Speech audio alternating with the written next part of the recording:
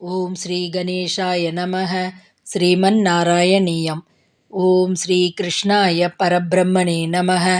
ದಶಕಂ 19 ಶ್ಲೋಕ 6. ಕೃಪಾಬಲೇನೈವ ಪುರಃ ಪ್ರಚೇತಸಾಂ ಪ್ರಕಾಶಮಾಗಾಃ ಪತಗೇಂದ್ರವಾಹನಃ ವಿರಾಜಿಚಕ್ರಾದಿ ವರಾಯುಧಾಂಶುಭಿಃ ಭುಜಾಭಿಃ ಅಷ್ಟಾಭಿಃ ಉದಂಚಿತದ್ಯುತಿಃ.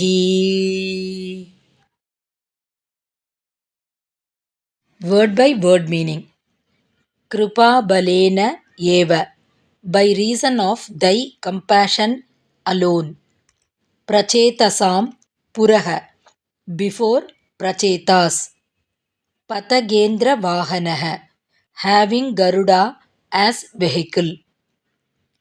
Viraji chakradi varayudham shubhihi, lit up by the rays of the resplendent discus and other divine weapons.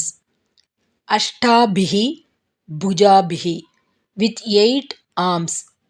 Udanchitadyutihi, with lustre spreading all around. Prakasham agaha, thou didst manifest thyself. Full meaning. Out of sheer compassion, thou didst appear before Prachetas, seated on Garuda, having 8 arms, holding the resplendent discus and other weapons, and spreading lustre all around. Om Tat Sat.